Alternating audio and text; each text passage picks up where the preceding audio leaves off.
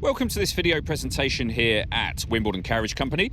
Here we have the Range Rover Velar on a 21 plate, as you can see. I'm going to start off firstly by showing you around the outside of the vehicle, and then we'll hop in and run through some of the controls on the inside of it from there. From the outside, you can see it's a 5-door car with alloy wheels. We're going to start off firstly inside the boot area for the vehicle. The tailgate on this car will open electronically. You can either do that from the tailgate or from the button on the key just here. As we then approach the back of the car, you can see that we've got the tow bar, reversing sensors, plenty of boot space as well, along with the 3 individually folding rear seats, should you wish to increase this space even further again. Okay, so we're just going to work our way back around to the front of the car, and then we'll hop in, and as I mentioned, we'll run through some of the controls on the inside of it from there. Now that we've done a full circle though, firstly you can see the alloy wheels are all in pristine condition, as is the bodywork the entire way around the vehicle. Just briefly before we climb in, I think it's well worth seeing the interior from this exterior point of view. There's plenty to run through on the dashboard, so let's hop in and we'll do that now. Okay, now that we're inside the car, we're going to start with the dials first of all. Firstly, over on the left-hand side, we have our audio information displayed. You can change that for various different things should you wish to. In the centre, the rev counter. In the centre of that, the digital readout for the speedometer, above which it will show you what gear the car is in. It's an automatic. We, of course, are in park at the moment. At the bottom of that section, the fuel gauge and coolant temperature gauges. And just to the bottom on the left-hand side of that, the total miles for the car. They are 29,394. Over on the right-hand side, we have the satellite navigation by way of actual satellite imagery, as you can see.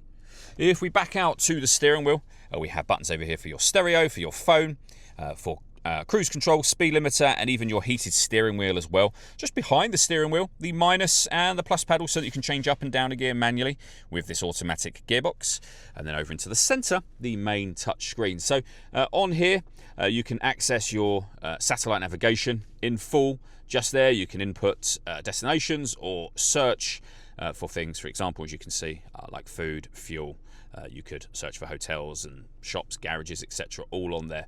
The home screen button will take you back to the screen we were on just a moment ago, where you can pair up your phone. You can also access your media. So this car's got a number of ways in which you can listen to music. Radio, of course, so DAB, FM and AM. We've also got Bluetooth audio, so you can stream your music wirelessly once you've paired up your phone. We've got Apple CarPlay as well. So I say lots of ways to listen to music. You can swipe through from that main screen for various different screens should you wish to. As you can see, lots of 4-wheel drive and off-road menus available to you. Down in this bottom right-hand corner, you can then access all the menus at once. As you can see, Apple CarPlay, but also Android Auto as well. If I pop the vehicle into reverse, we've got our 360 parking camera. So reversing camera, bird's eye view image of the car, and if you tap any one of these cameras, it will actually give you that camera as a view. And as you can see, really clever system. Along with this and the parking sensors, very easy vehicle to park, of course. Below that, we then have the second screen for the car. This is where you will control various vehicle things, so off-road controls, for example. It's also where you can control your heated driver and passenger seats, which you can see just here. You can turn those on and off, and your climate control, so you can determine where you'd like the air distributed. Below that though, we do have physical controls for driver temperature, passenger temperature.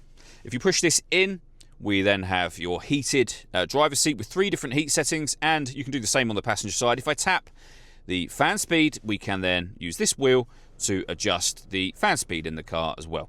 So all very easy to use. Main volume for the stereo is in this section as well, as is the gear lever for the fully automatic gearbox and our cup holder and storage area.